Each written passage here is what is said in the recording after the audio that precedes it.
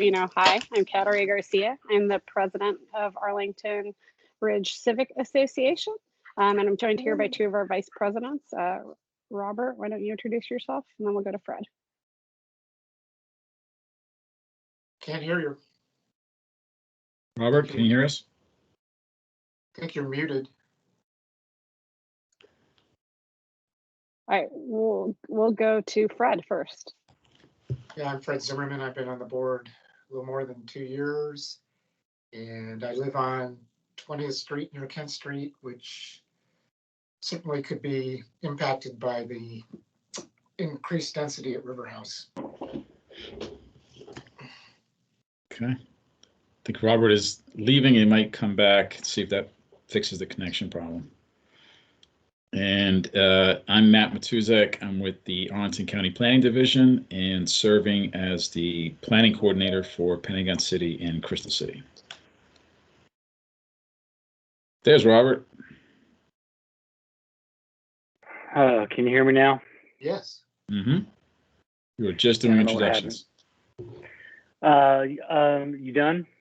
Yes. You're the only one left. Robert Jameson, Vice President, 2430 Fort Scott. That's about it. All right.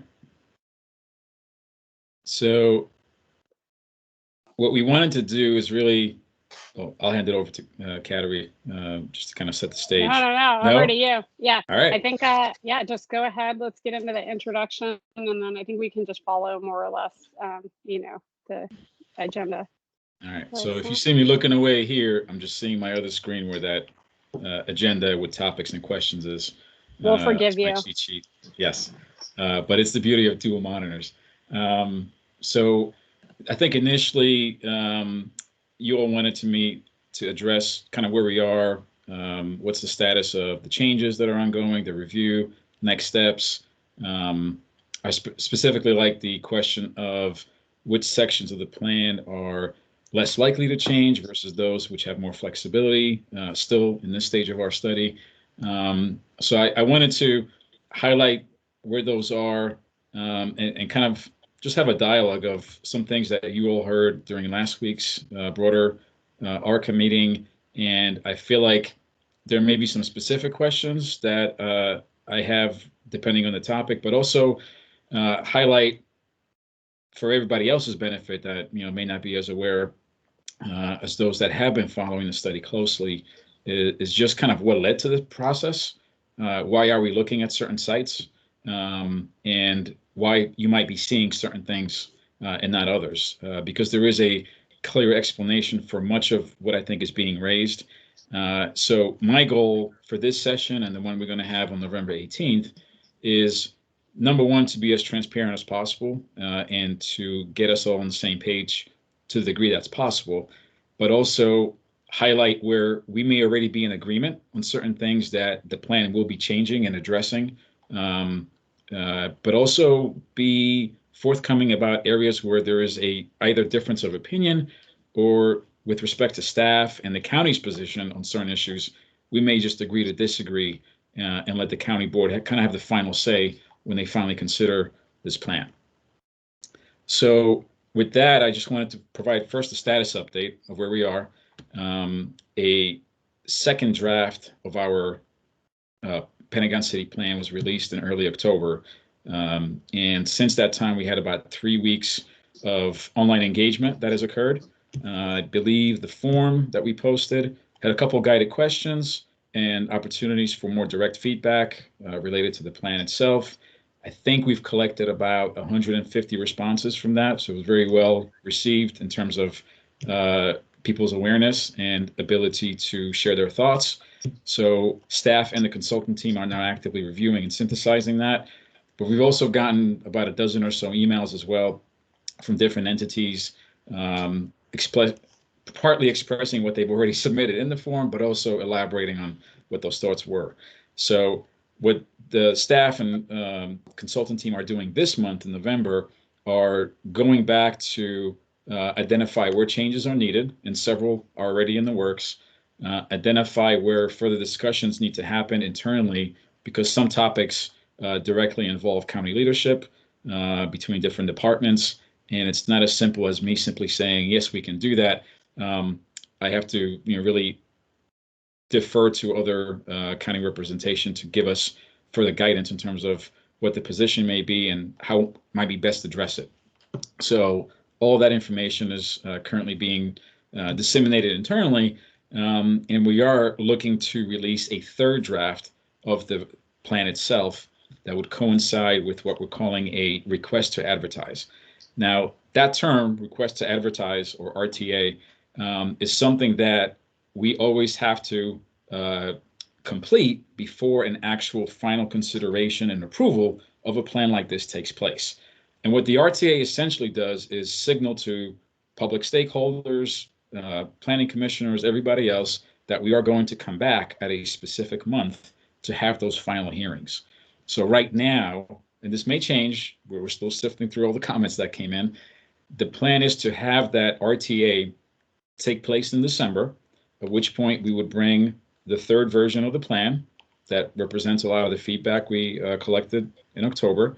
It would have a number of implementation actions, changing the land use plan, the master transportation plan, and the zoning ordinance. And at that time, in December, we would be signaling that our intent is to return in February of next year for those final considerations and hearings, at which point the 4 items I just mentioned could be approved by the county board. But in between those, there's a lot of different briefings. I already mentioned on November 18th, I'll be coming back to ARCA to the full meeting to have a follow-up conversation, hopefully have some updates by that point. And there'll be plenty of other opportunities to provide feedback and see how this plan is evolving. So that's kind of where we are in the broader schedule. It's changed several times already, so I wouldn't be surprised if it changes yet again. A lot of things do have to fall into place, and we really want to make sure that this next draft effectively captures a lot of the feedback we received. So if we start to get the feeling by Thanksgiving break that we're going to need a few extra weeks, that timeline may slip. So I always keep reiterating that it's all based on the feedback.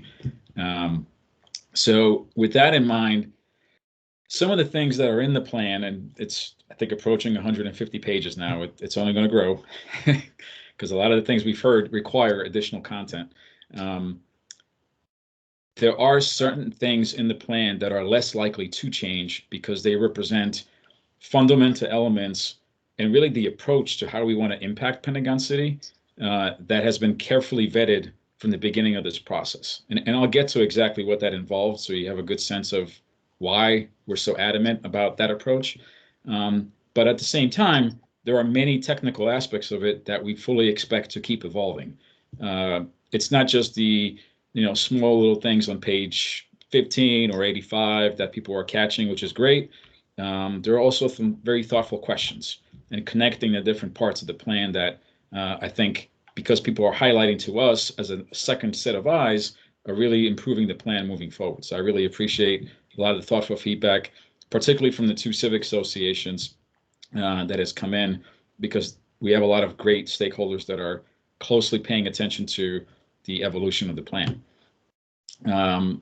So with that, I didn't know if you all wanted to shift gears into the second item that's on the agenda, or would you rather have me kind of walk through what has happened in the first 14 months of the study, or why we're even doing the process to begin with? So what is, I'm sorry, I don't have where is the agenda? Is that? So I think what was sent earlier represented some key questions. Oh, I sent it to you guys earlier. Yeah. You should have an email from me from this morning, and it has the read ahead. So is this the one with the PDF on it? Mm-hmm. Yes. Okay.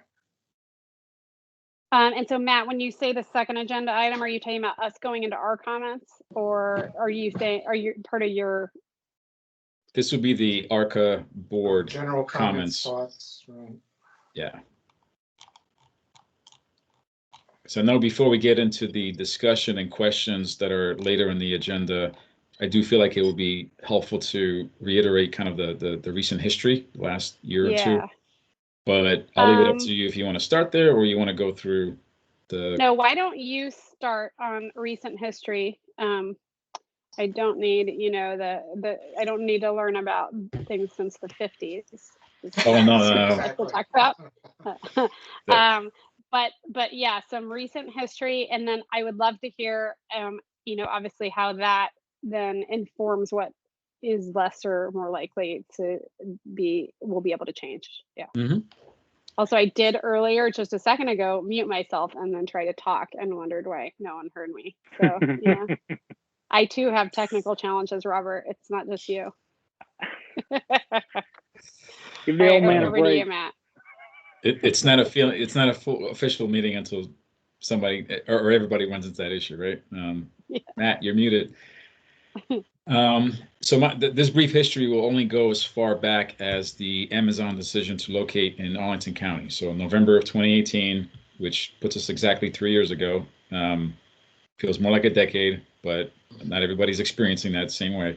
And very quickly after that, as many of you may be aware, this livability effort for 22202 has kind of taken shape very proactively and with key leadership with each civic association, with a lot of support along the way from various planning commissioners, some staff, including myself, county leadership, and other subject matter experts, given the breadth of that involvement and analysis, which covered open space, housing, transportation, urban design, all these different issues, schools, and it continues through today. But those first 18 months, I would say, immediately after the Amazon decision, I think were very critical in highlighting not just the framework of what are the priorities for the community as of 2019, which in our minds superseded a lot of the earlier discussions because we're in a very different environment. As much as people try to minimize the Amazon decision, it does have very significant consequences and impacts that we didn't have to necessarily deal with before. Some existed, but not to this degree. So in that information and package of content that the community delivered to us was not just the framework, but the action plan and several different working group reports that detailed some initial assessment and study that we found extremely helpful. And it really set the stage for what allowed us to conduct this analysis that we're in the middle of. Now, that was certainly, I think, the precursor to the effort that's ongoing now. But if you really want to start to look at the origins, you want to look at the work session that took place in April of 2019 between the county board and the planning commission. And I apologize, some of those links are broken right now on the county website because the migration is not quite as successful as we could have been. But at some point they will be up and you can see the full video. The PDFs are still up, so that part is working and I can send you a link. But in that 2019 work session, there was a active discussion and several PDFs that spoke to our work plan that would supersede and follow that meeting, which involved one unanticipated planning effort that initially focused on the 12th Street and Hayes intersection, this 12th Street corridor, as we began to call it, but let the door open to consider a broader analysis in Pentagon City. And the focus in that discussion, just to recap it, was that the Planning Commission and County Board both felt and directed staff to have a more comprehensive planning analysis in Pentagon City as a whole, given the anticipated development interest and pressures that those properties would face following the Amazon decision. So it's at that point that staff was asked to include and bring in the River House property to then join the historical Pentagon City phase development site plan properties, which essentially surround the Costco block, if you will. So that's from that point on is how we arrived at the planning study boundaries.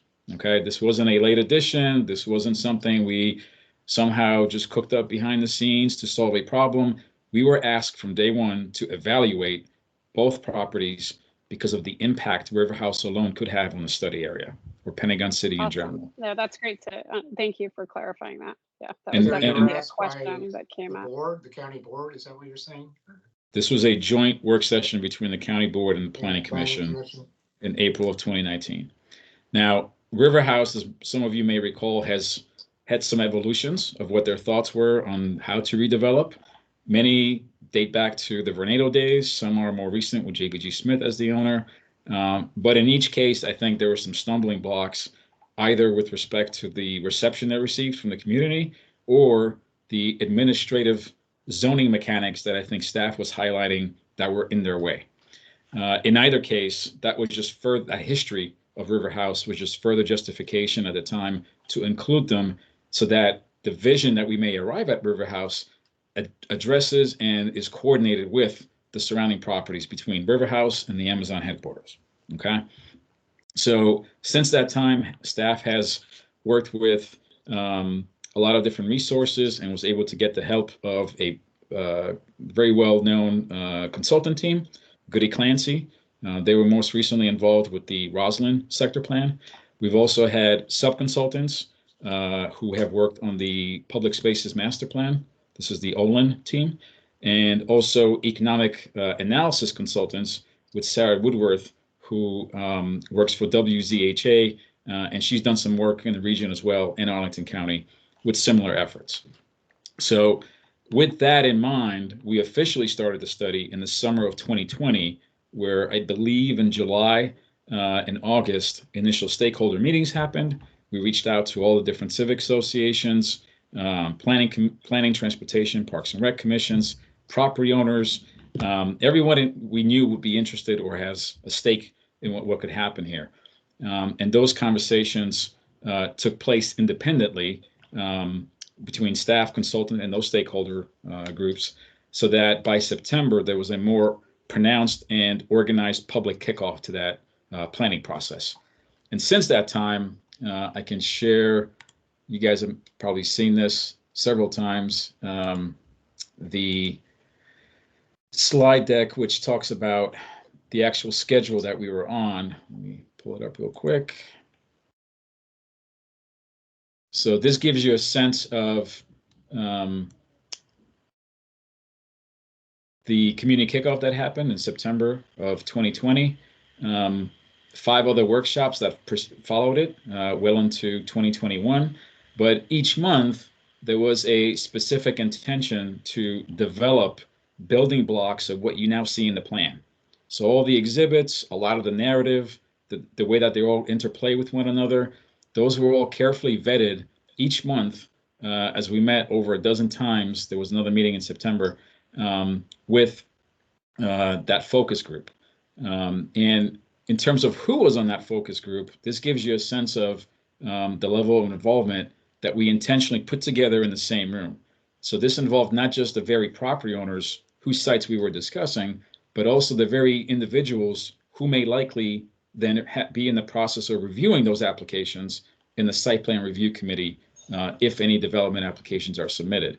And then you can see the breadth of different departments as they were involved as well, including APS and AAD and our consultant team. So the beauty of having this group work over a 14-month period on a monthly basis and with office hours in between was that the property owners themselves, the development community, the folks who I think many comments seem to suggest are driving and dictating all of it, their perspectives had to be shared with everyone else that lives in and outside of the study area. So it was a very healthy debate and a very transparent, I think, venue where everybody felt comfortable sharing opinions and live reactions to sometimes provocative elements that staff and the consultants have developed. And that was all by design because we needed to see which direction we needed to head into and when do we push it too far. And then we had to draw back and kind of rethink certain elements. And this was the process that took place between September and this past July when we kind of started to conclude things and begin developing the entirety of that plan. So I'm going to stop sharing that screen. So that took us through basically this past summer, at which point we delivered a framework, a very draft version of the plan, a lot of placeholders, but really kind of a framework of what this might look like. And we've continued to receive feedback August and September, at which point we then started to synthesize, fill in the blanks, and a full version, draft number 2, as we're calling it, was released in October. And I think from that point on, I already covered the timeline of how we got to where we are and what's still ahead of us. But I really just want to start with that initial period, because that alone explains why certain things are in the study, why we are calling for certain things, and this whole element of growth and what it's trying to achieve in Pentagon City is something that the County Board and Planning Commission asked us to evaluate, and which is why you're seeing certain things in the plan. Awesome. No, that's great. And I just made a note to, if you see me typing, it's because I type up notes as we go. I made a note that I think all of that history would be very beneficial for the meeting, the member meeting. Because as you said, I think people are unclear why River House is included. They're also don't understand all the history of community engagement. And obviously, I think it's always important for people to know that there was participation from the community, even if it wasn't them specifically. Yeah, and you know, it's a inconvenient, I think, realization, but one I have to acknowledge, in that if there are specific comments that we're hearing at this stage that directly contradict, and in some cases try to supersede all the feedback and consensus building that we've worked on over those last 14 months with those stakeholder groups, it makes it very difficult to just say, you know, why in this case now suddenly we're going to change our mind when we spent so much time working with those individuals in the room to getting to a point that I think represents as best as possible some great compromises. And there is already a lot of built compromises in the plan. I will fully acknowledge that there are still a few ahead of us, and that door is open. I certainly don't want to come off as if the plan is fully cooked, and we are certainly still in the listening stage because it is a lot of content. It is dense, and I fully expect certain aspects of it to still change moving forward. So, Right, awesome. what a lot of concern is, obviously, you know, is the density of River House. So is that, I guess, is there any give to that, or is that already been, you know, a done deal kind of? Well, I will say this: nothing is the done deal until the county board approves it. And if you look at similar area plans or even more comprehensive sector plans that have been adopted elsewhere in the county, there are changes made almost to the date, if not live at the meeting, because some things, it's like drafting a legislative bill, right? It's that 23rd hour where the final deal is made and we all feel like we can accept and live with, you know, the compromise. So I prefer to avoid that, and I'm very careful to not set those expectations, because I do feel like we can address many of these things, you know, well in advance of that board meeting. But with that said, in terms of who has the final authority and say, I will say that on the general topic of density, what this really comes down to is the sequencing and logic that I think led us to this point in those 14 months of planning. And what I mean by that is building off of the livability work that the three civic associations put forth, leading up to the study. It gave us an incredible head start. I mean, this thing would have been probably, you know, an extra 9 months if we had to redo all that work, checking in with where's that starting point. So I completely benefit and appreciate what they've submitted to us and the community at large. But what they focused on is several things.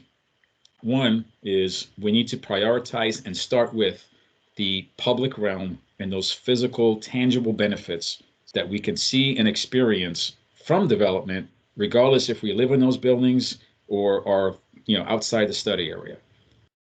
In addition to being able to experience and have a say in what those benefits are, we don't want to have a guessing game where those negotiations would have to be continually postponed or happen at the very late stages of the site plan review process, which is something that typically happens with site plans in the county.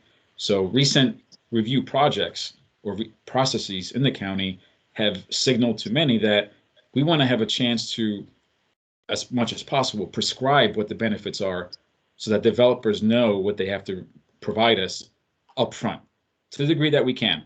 There's certainly an acknowledgement that some flexibility has to remain on the table, but let's be as forthcoming and prescriptive as we can so we know what we're getting in exchange.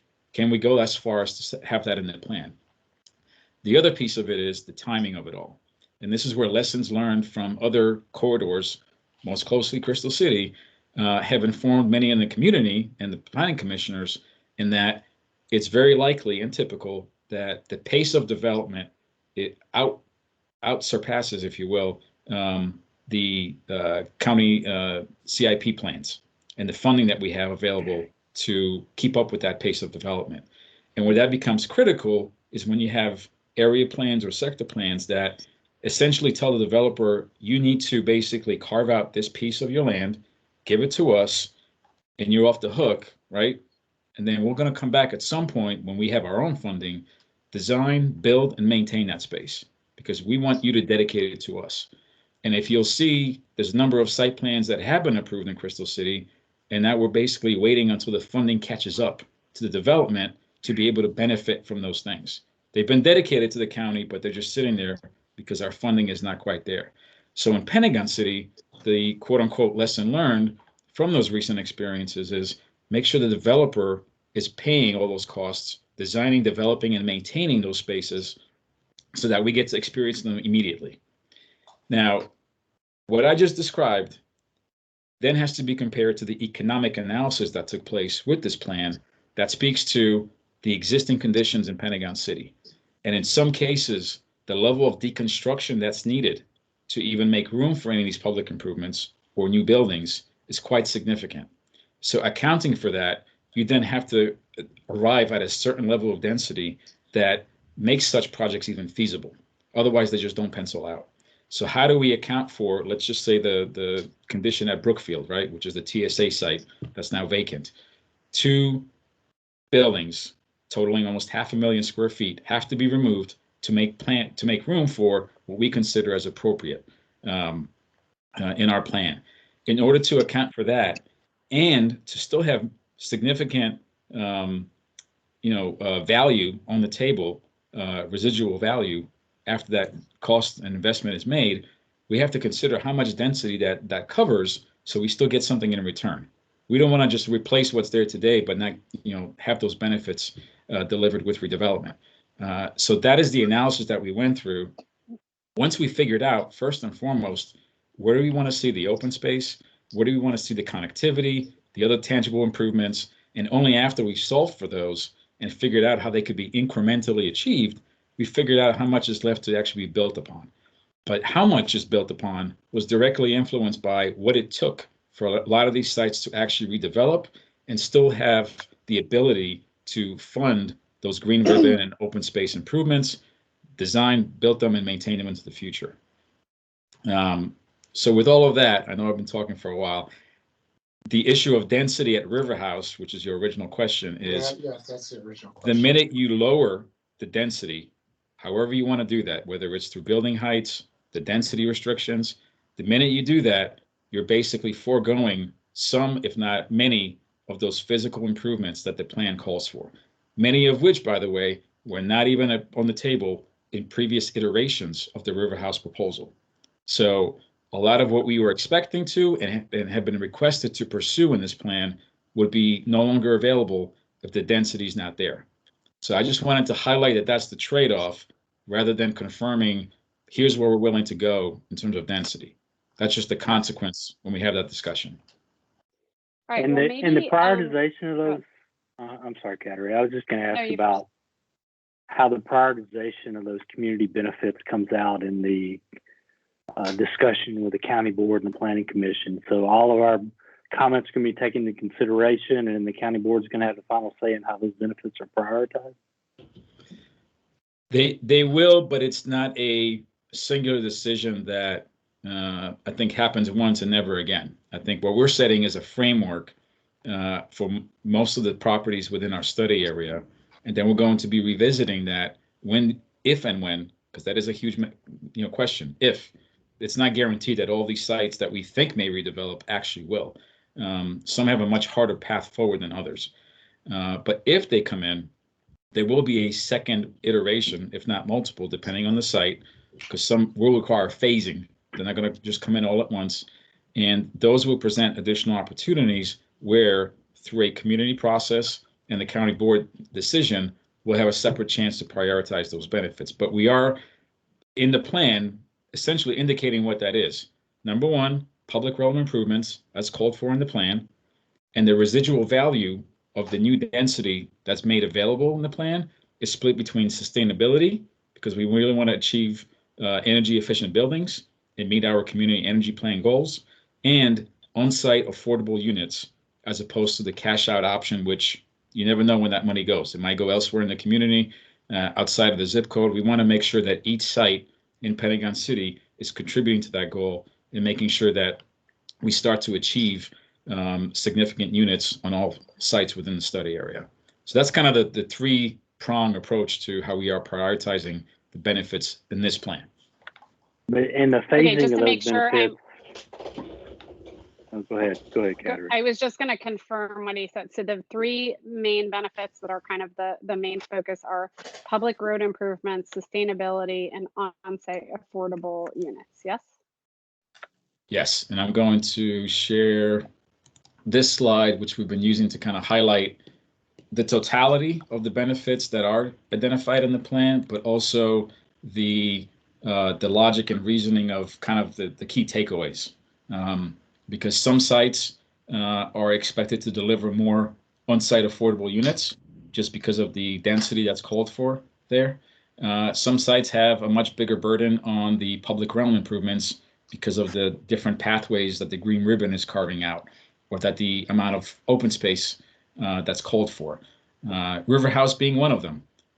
We have several, let me just skip to the right slide here. Okay, so River House currently has a number of acres that are called for to become publicly accessible and improved as part of redevelopment, and then additional segments of that green ribbon pathway that allow public connectivity through the site, east-west and north-south, in addition to the on-site affordability and sustainability goals. So River House, the reason we're able to achieve everything that you see on this exhibit and the things that I mentioned earlier is because of the density that's called for there. Well, I mean, River House is accessible now. I mean, you can walk through it. I mean, I don't really I think in some cases, for some people, that may be a true statement, but I think what we've heard consistently before and during our study is that that was not the case throughout the entire Pentagon City area, but including River House. So the connections that we are calling for in the plan are in response to that consistent feedback about improving connectivity and making sure it's publicly accessible. Because that was one of the things is there may be paths that currently allow you to walk through there, but there are private property. There isn't a public access easement, right? Right. It's private property, but no one's ever stopped me from, walking through it. And I'll be perfectly honest. I mean, I am all evening. It's not just with this statement. That always you clarify when you're honest. Yeah, a light will go off, right? Yeah. No, that's when I'm muted. That's always been a point of contention in a lot of the stakeholders who consider what we're calling for in the plan and just compare it to an existing aerial image of the area, or just what they experience on a daily basis as they walk through or drive by. And that is, it's very difficult. And I get the sentiment of realizing that we're calling for potential gain in open space when it's currently already green. And is that really a true gain? Can we really say, we're creating 10 acres of new open space? And this is one of those topics where historically, I think we've always just had a disagreement of interpretation in how we quantify open space and the value that we, as the county, place on public access in many of these areas. It's also been the issue in Crystal City where for a long time, those particular property owners were just nice and generous enough to allow community to use some certain spaces, but at any given time, they could be redeveloped, they could be removed, a fence could go up, a lot of things could happen. And it makes it very difficult for us to, quote unquote, take credit for what's there today when it's not even ours and it's never guaranteed. And that's one of those things that I realize is a very difficult thing to have general support for because of how it functions today. Correct. Hey, can we, just for the sake of making sure we get through all the comments, maybe now would be a good time to just have us talk about the stuff that we had listed in the read ahead as far as the comments that we got from the members. Does that sound good to everyone? Let's do it. Can All I, right, can I ask so- one question before we move to that category? Just one question. Okay. No, I just want due to what you just laid out about the community benefits and the lessons learned from past developments and locking in community benefits as they go along by the developer. Are there going to be contractual hurdles or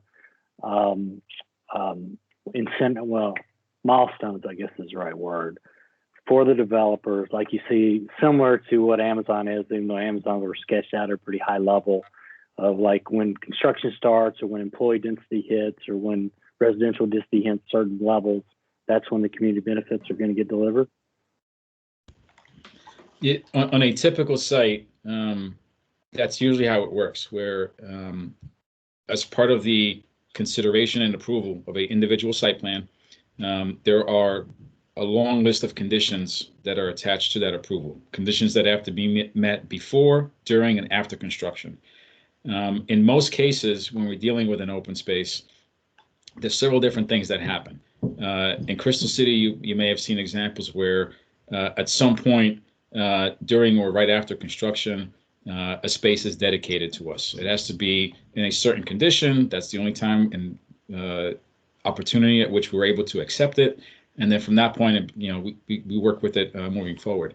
In other areas, like what you see with Penn Place and what you see with Met Park, most recent examples, where an open space is called for, sometimes already designed, sometimes starting from scratch because there isn't anything to begin with. There are either concurrent or follow-up park planning processes that are triggered by certain milestones. With Met Park, I believe there was a requirement to begin the process approximately 90 days, I think, following the county board approval. With Penn Place, it was always anticipated that it would happen concurrently. So we would have the long-range planning committee, we would have the park master planning effort, then we'd come back to the site plan review committee, and then return to the park master planning effort, because in that particular block, the open space was so intrinsically attached to the configuration of the buildings and the way the entire site operated. So in each case, the conditions that accompany the site plan or even earlier guidance in adopted policies stipulate what the timing of those open space opportunities or public realm improvements needs to be. Okay. All right. No, I Sorry, think Katie, that, back to you. No, that's a great question. And I'm going to go off my video again. It seems to be cutting out. Matt, could you pull up the read ahead? Because I think it might be good for those, if anyone watches this recorded session, to be able to see that document as well. Yep. Give me 1 second.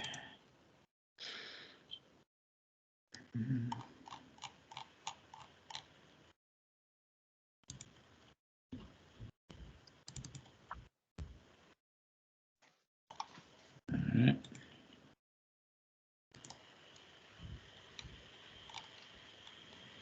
All right, thank you, sir. All right, so I'll just quickly go through them since we can all see them, and we've in theory read them. So we had a members meeting last week to solicit thoughts. 48 members attended and provided verbal and written comments, and then additional members followed up via email. So I think this, point B is really like the summary of the thoughts that we got from members, right? That the members really liked the idea of the green walkable elements, the elementary school siting, as well as, improved transit walkability to Crystal City. But they obviously, that they felt that the benefits should not come at the expense of access to public service and facilities, diversion of traffic through our neighborhood, which is a big concern, increased congestion, when either in our neighborhood up here in Arca or down in Pentagon City. And also obviously less security. So, talking about security mitigation as well. And so I think one of the nice things to hear from the members was that most seem to understand that the value of change, and that there is, like we noted, you can get benefits from the tax revenues, as well as from some of the developer, community benefits that they provide. And that obviously parking lots are an effective use of land. But I think the real point was like, how can we balance out, like you were just describing, the development and the density with the benefits that would really help us continue to have this vibrant community, and would allow us to, continue to enjoy our neighborhood. So, walk and drive around the neighborhood and get to amenities in Pentagon City. So some of the specific concerns are that was really that tripling of density in River House, and it's kind of how it ran counter to the 2013 Arlington Ridge Neighborhood Conservation Plan. And so I think a number of folks really were looking at the possibility of converting the high density areas to medium density or across the board. And then one of the things that I know we discussed at some length, and then we also had conversations following with a number of members, and then also some of our sister civic associations, was leveraging some of that existing parking lot or that 1 acre of the park space for some sort of a community center, library, or school. And so really just trying to understand like where there was some potential there to shift that community benefit to something else, I guess. And then, some of I guess there was no mention, which you guys again might have done this, but there was no mention of any visible view volume, obstructed view volume, or sky view factor that a number of the members saw. I did see some mention of kind of making sure that there were views maintained from some of the walkable areas. But I guess there was a desire by some of the members to see that more clearly described within the plan. And then also, I think there was just a lot of anxiety with the idea that there weren't the height caps. And so I don't know. I understand, again, when we talk about kind of shifting or weighing density and benefits, but I think that might be something to further when you talk about kind of making some of the community members, I think, more amenable to the change, I guess, if that makes sense. So one of the things, and I think Arthur had this in some of his comments, is that we understand, right, the idea of the TDM assumptions for Pentagon City, and our challenge is it doesn't really necessarily apply to us, right? I don't know if you've ever walked up the hill up to Arlington Ridge, but it is challenging, and a lot of folks can't do it, without a car. It's challenging on foot, on bike, pushing a stroller. And so I think that having the idea that someone might be walking down to Pentagon City to go to a store and carrying back up the groceries is probably not realistic. And so one of our concerns was, how do we make sure that we are still, as community members, able to benefit from all those great retail venues down in Pentagon City and actually be able to park somewhere, right? And then also, many of the members noted we have a lot of traffic that gets diverted when it's bad in Pentagon City up Arlington Ridge Road. And then what typically happens is that you see people, for example, I don't know, I'm sure you're familiar, there's like the 23rd Street and Arlington Ridge Road intersection. If people that don't want to wait at that light, they cut down the side streets, right? And these are residential streets with children playing. You have a steep hill, and it's pretty dangerous when you have these cars driving quickly down. They just streets. fly down the hills. Yeah. I mean. So I think one of the things that we would look for, and I know you guys mentioned this in the plan, is really understanding the connectivity between the Pentagon City area and existing neighborhoods. And so I think having some mention in the plan of what that means to some of these communities would be useful, right? So something, I imagine that the Crystal City, there might be things that could be mentioned on the Crystal City side, or maybe even north as you look towards the Pentagon. But I think specifically, right, for us in Arlington Ridge, it would be nice to have some mention of their possible needs to reevaluate transportation infrastructure, or and based on diverted traffic, right? So whether that's diverted down Army Navy, or whether it's diverted to up Arlington Ridge, something that talks about like, these are the kind of things that we would consider looking at, and the mitigation, the traffic mitigation efforts that the county would strongly consider in such and such phase of the planning, right? So whether it's putting speed bumps on all the connectors between Arlington Ridge and Army Navy, or something like that. I think that would also go, or more crosswalks with lights, with flashing lights. Or needed Yeah, legislation, like speed camera legislation. And Yeah. you can't triple density and not expect more traffic. I mean, that's just totally unrealistic. I mean, yeah. And so I think that having and then I also think I like that the plan did not assume anything about Route 1, right? It kind of left that as a blank, like, so whether it goes to grade or whether it doesn't, or whatever it looks like, I appreciate that that's not in there, right? Because I don't think you want that to be included in, since it's still kind of a question mark.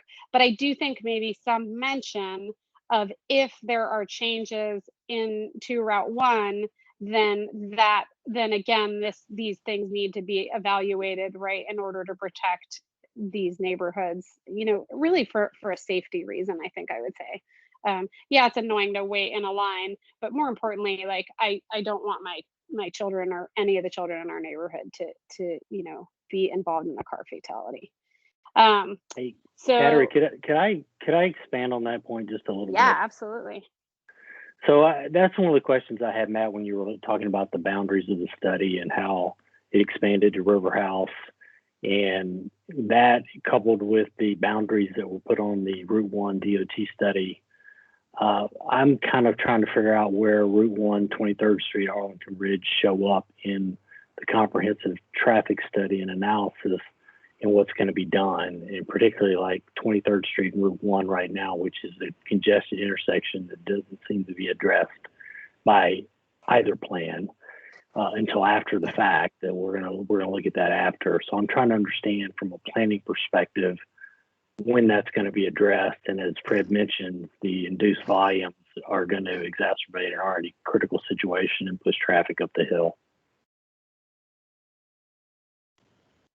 Did you guys want me to answer that first, or because I weren't sure if we wanted to let Kateri finish the other points? No, you're right. Let's finish, and then you can go back and answer. Does that sound good, Robert? Yep. Okay. No, but great addition. I also, I'm curious about that. Okay, so then, and I think this gets to the maintaining the same level of public facilities and services here, point 3. So ARCA members are really heavy users of the public facilities and services in the neighborhood. And, there are children in our neighborhoods. And, we go use the library, we use the playgrounds, we use the park. And I think that there is some concern, right, that with the increased density and without increases in the size of or services provided by these facilities, increased access for all community members to elementary school.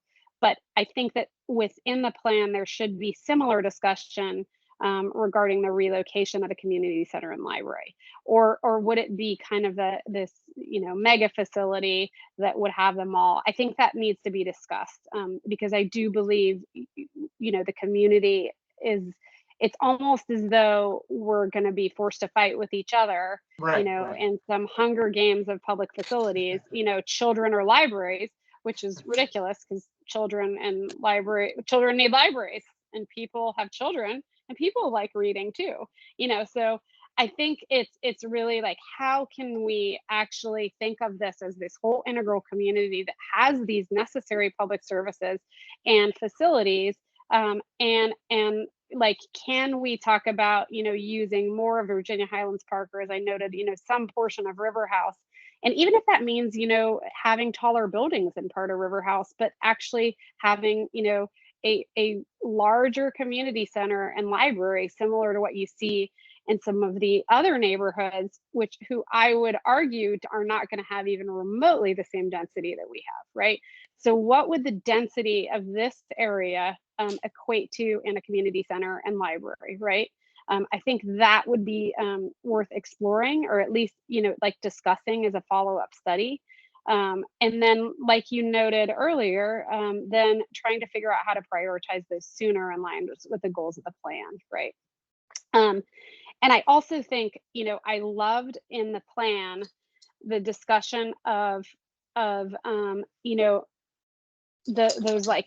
pillars. Oh gosh, I wish I had it up right now. Right, so you have planning principles. Yeah, like the places for people, equity, specifically, right? Those two. I really truly think that in order to deliver equity and places for people, these are critical facilities to the community. And so I am hopeful that this discussion of those can be added into the plan. And I think maybe I have it in one of the questions later. I really think that the plan would benefit from a section specifically talking about public facilities.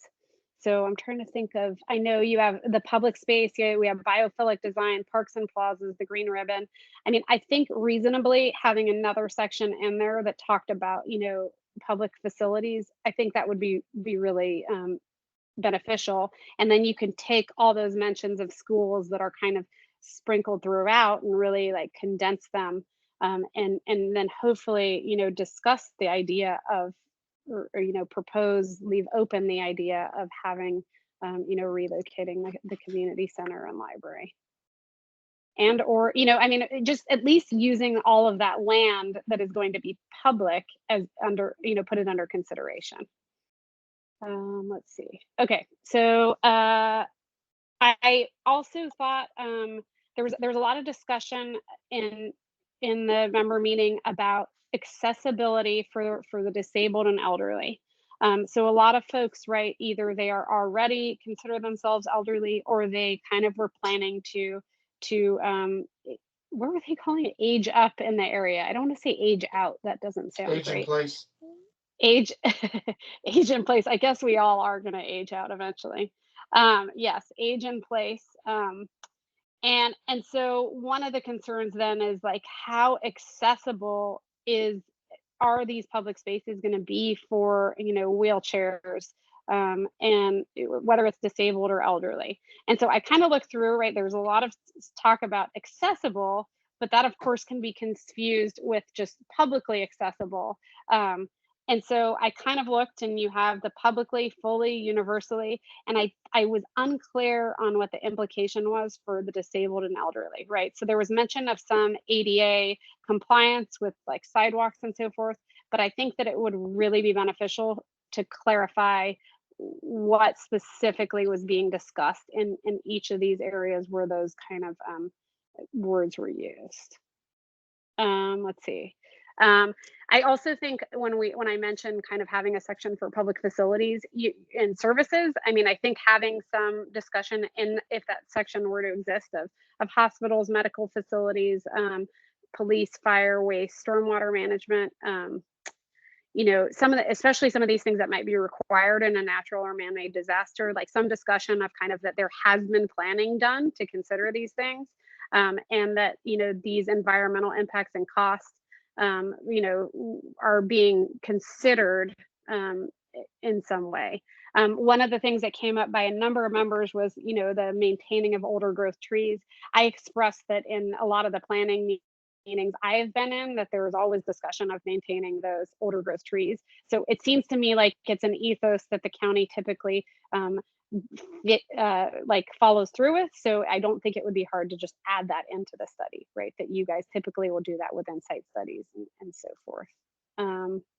Yeah, and then also with a kind of a public space, members also brought up, in addition to, you know, community, like physical facilities might now need to be larger or might be overcrowded. What is the impact going to be on like local trails, right? And how is that considered, and what engagement needs to occur to make sure that these trails are funded appropriately to I guess meet this demand. Let's see. And I think, let's see, like the next one is I don't know why it started numbering itself again. So members supported the green ribbon and asked, and some asked about kind of what that connection or extension would look like between the Hume School and Virginia Highlands Park. And also wanted to make sure or better understand how the green ribbons were treated, as if they're treated as entirely green space when much is sidewalk, or kind of how that weighting was done. All right, we scroll down. I think we're close to, yep, I think that's it. You are a really great like displayer of stuff. So give yourself a pat on the back. A lot of practice. Thank you. Sure, yeah. All right, so I will let you maybe talk to those and let us know what you think is doable, not doable, and then answer Robert's question. Does that sound good? Yeah, perfect. Okay. Perfect. First of all, those are great comments, and I really appreciate you highlighting those. I mean, they're very well organized, so that really helps us in sharing that with other staff and our consultants. And I think what's really beneficial is to also understand the way in which we believe many of these are going to be addressed. I'm going to try to focus on the main takeaway here, but there's so many details to get into. So first of all, a lot of this information, I believe, will be referenced in the upcoming drafts of the plan. It's just a matter of how. All right. So topics will likely be included in the narrative, for example, but may not have reached full conclusion on them, because as the way that the county identifies studies and mitigates them, for example, they have separate processes that have to take place. A school siting, for example, process that APS leads through their individual stakeholders through a certain process, is not part of or was expected with this study. However, that doesn't stop us from alluding to and setting some framework and expectations for what that process will ultimately need whenever it is finally ready. Similarly, I actually like and appreciate the idea of having a separate section on the facilities, because that does come up quite frequently in terms of, I think, just pure expectations. How can we talk about this density and not mention its impact on infrastructure? So the way I think we're going to do that is continue to build upon the level of detail with respect to schools. The next draft will have a better sense of what we anticipate receiving in terms of on-site affordability with each redevelopment, and that will immediately impact the range of students we believe the new growth may generate over time. Now, that may have one set of figures for near-term projects, and also the what we like to call full build-out of the plan, which may happen by 2050, maybe even longer. We don't know. It is market-driven and up to the property owners to utilize moving forward. But in addition to that information, there's already some plans to acknowledge the current expansion of the Dominion substation, which was made aware even before their approval of the fact that this study was going to take place. At that point, we didn't quite have the amount of density we thought we might be generating, but we tried to give them as best of an estimate as we could in terms of the potential that was out there. So they took that into consideration, along with all the other forecasted growth that we have in Crystal City and other parts of Pentagon City. With respect to fire, for example, that's another conversation that continues to happen behind the scenes, but hasn't quite made its way into the draft plan, because we are looking to kind of finalize that language and perhaps have some exhibits where DES and the fire chief are actively looking to locate a potential new fire station on the east end of Columbia Pike, or perhaps in the northern boundaries of the 22202 zip code. Now, that has to meet certain criteria in terms of the service timing and the reaction time. So there are only specific zones that I think meet that criteria and the response time that's needed. So that information, the fact that that need is there today and we're actively looking and considering different sites, I think would be incredibly helpful just for raising awareness that this is actively happening and it's in consideration of two of the major growth corridors that we have in the county, Columbia Pike, which I'm also very familiar with, and Pentagon City and Crystal City. So that's the type of content that we're hoping receives some internal, approval that we can include in the next draft. But there are other topics. Should I ask? So would that Yes. be like moving the existing fire station? It will be in addition. In addition to it, okay. I'll return to that site, but that fire station number 5 would continue to be in place. Okay. So the other piece of this that I think becomes critical is there are certain elements that redevelopment on its own sometimes improves. Things like stormwater management, upsizing of underground utilities, undergrounding utilities. All those things are expected with every site plan throughout the county as just a matter of meeting state, federal, and other codes, because many of these sites have been built decades ago and no longer meet those requirements. So with redevelopment, while it may seem like we're just adding density, what's happening a lot of times is just by the nature of the timing of those projects, they're required to improve significant portions of their site in the way that they mitigate that development and improve other aspects of their site. But there are other instances where countywide processes, for example, are continually informed by updated forecast information, things that may be recommended in plans like these, and they continue to be discussed internally through separate avenues, because area plans and sector plans like this one are not expected to, and sometimes really can't, I think, provide that answer at this point in time.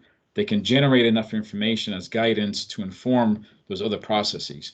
So I think what we've heard loud and clear is that we just need to be a little bit more transparent in terms of what is the agency that leads that process? How often does that happen? And what is the role of this type of study or plan in those conversations and planning efforts?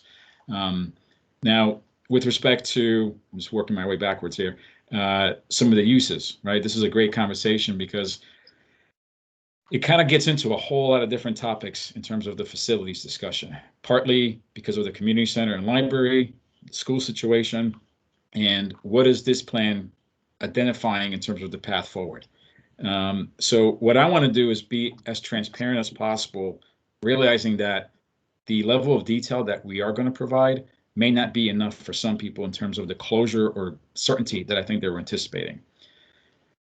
What that means is that many of the privately owned properties within our study area are better suited to deliver on the many other priorities that have been identified by the community, the Planning Commission, and the County Board, as opposed to an actual school site. Now, it's not impossible that a school could exist on private property, either because of land dedication or a long-term lease on that site. It has happened before, so I know it's not impossible, but it is very expensive. And it does require a willing partner in that property owner to be able to support and move forward with that. The consequence and the trade-off in this particular case, since I know a lot of people are using the school as an example of a either appropriate transition or a lesser impact to the otherwise density that we are calling for in the plan, the challenge with hosting or delivering a school at the River House property is that it would be at the expense of achieving all the other benefits that we otherwise are anticipating receiving with development there. And that's because of a school site is on a private property involves the land acquisition in itself or the ongoing lease terms that will continue until the school stops being used, but also the actual physical improvement, because it's not like River House is an existing building that we can just internally renovate and start occupying. So once you calculate the totality of that, publicly owned sites become much more feasible, realistic, and available than the private sites that are out there. Now, when you consider that, and the plan and the guidance that we have currently in the plan, all signs seem to be leading, but stopping short of calling it, that the current library and community center site are best suited to potentially host a new school. Once you account for that, though, what the plan begins to do, and I'll explain in a minute where we can go even further, is identify the uses that are currently in that structure, the library, the community center, and indicate a preference that with each site plan, we would love to have the opportunity to consider if the ground uses or the use mixes in the entire project could perhaps begin to deliver those things.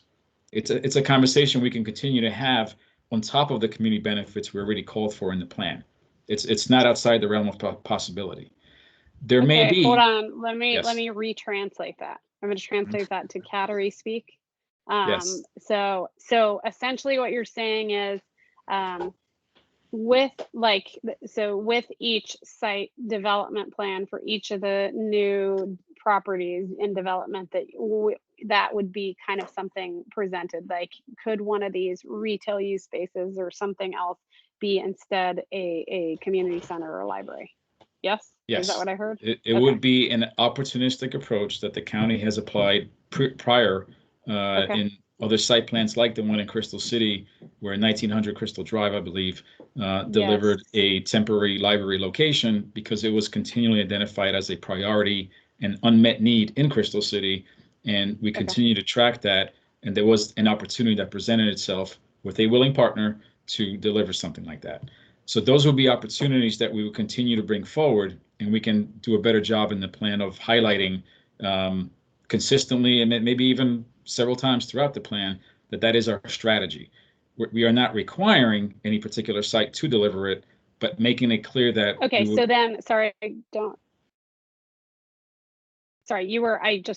lost you guys again, but I heard you saying and then it froze. Strategy is what I'm assuming you were saying. The strategy would be to, on multiple occasions in the plan. That then would actually be included, because it's, again, not prescriptive. It's a possibility, right? It's hey, we are open to this, or we think that this would be beneficial. Right. Yes. It's introducing and setting up the conversation we would love to have with each opportunity. Now, that takes us a step closer, but I suspect that's not far enough because it doesn't really guarantee anything. Where we've heard several comments this past month in terms of where we could be more specific and more direct is when you look at, and let me see if I can bring back this space here. When you look at the acquisition of the River House, I'll just call it the front yard, along Joy Street here, and where the Grace Hopper Park is, the big benefit there is obviously to increase the continuity of the open space that currently stops at Joy Street for Virginia Highlands Park by relocating that roadway here. But this area in particular is where several residents have highlighted as an ideal location for a community center or a library location because of its central location. If this goes forward and works out, it would already be publicly owned. So logically speaking, that is a great suggestion and one that we will certainly explore further, but it does have implications on some of the other moving pieces that we have in the plan in terms of the community benefits. And as you can imagine, if it were to involve county funding, that's certainly something that other county leadership and departments would need to weigh in on, which we anticipate should happen over the coming weeks as we share and review the feedback that we've collected. So again, that's kind of the connective tissue, if you will, in terms of how the plan is trying to call attention and signal the preferences we have for community facilities, some more directly than others. Another instance, just because I have this map available, we started the meeting with, what parts of the plan are still willing to change, or there's some flexibility. If you notice, a lot of these new open spaces that we're calling for, we're expanding up. We lost you, I think. And I think some folks have highlighted that has a connotation that they would be more urban in nature, more hardscape in design. And that is an opportunity where we can be shifting some of them into a more softer, more greener environment to help meet the biophilic expectations in the plan. So we have a combination of more urban plazas and softer, mini parks, if you will. So if there are more strategic opportunities where that's more appropriate, we can certainly explore and update the guidance that we have in the plan. The other things, I'm just going to come back to what you mentioned, transportation. The timing of the study is strange, unique, and in a way kind of presents a very interesting opportunity. But in some cases also makes it very difficult to, I think, deliver on what many, I think, were expecting out of this plan. And that is to have some certainty and closure in terms of the exact way in which the network is going to react and respond to potential growth. And that becomes something very difficult when you have an agency like VDOT actively considering and willing to even make recommendations that something as significant as lowering Route 1 immediately outside of our study area is still on the table. It hasn't been solidified. There's a phase 2 analysis that has to come forward and still additional work and funding, but it's still alive as an idea. And that alone could have significant consequences to how both sides of Route 1 react and a kind of mitigate that change, something that VDOT, I think, on their own has not quite resolved yet. So combining that with all the many unknowns that the pandemic has delivered in terms of travel behavior, work from home environments, even applying different kind of expectations that industries like ITE typically apply to certain projects, we can't really make that because we haven't really learned just yet what the new normal might be. Perhaps by next summer, we have a sense of that. If schools continue to operate and people slowly begin maybe a hybrid work environment, but that's still up in the air. So things like that are incredible forces that get in the way of us reaching certain conclusions with respect to transportation, because we know that if we went that far and tried to just guess at what the answer is and what the physical potential improvements needed to be throughout Pentagon City, we would probably have to revisit that in a month's time, or if not early next year, because so many things are constantly changing. What we're trying to do instead is acknowledging that harsh reality, trying to identify kind of a silver lining in that, is that maybe this is a great opportunity to change travel behavior for at least the new growth that's coming in, and use it to incentivize the way in which other modes of travel are not just accessible but convenient, so that folks don't feel like they have to drive. So in that spirit, I think one of the things that we can certainly allude to in the plan and be more clear about is the way in which people that live on the Hill still expect to come down because they can't just ride a bike or walk if they're going to go to Costco, or if they're going to, visit a venue late into the evening. What other modes are convenient for them? They apply outside our study area, and we have to consider that a lot of folks are coming into Pentagon City. It's not just about dealing and managing the residents that live there. Similarly, I think the monitoring of adjacent streetways, whether it's for speeding or other safety issues, I think that has to be tied to and included in what we're going to have as our implementation matrix that speaks to this ongoing need for monitoring on certain issues that this study will not be able to resolve, in which we need to revisit to carefully study the impacts if growth actually happens, because the pace at which that growth happens is still somewhat unpredictable. And while we have great discussions with the property owners, it's not something we can guarantee at this point.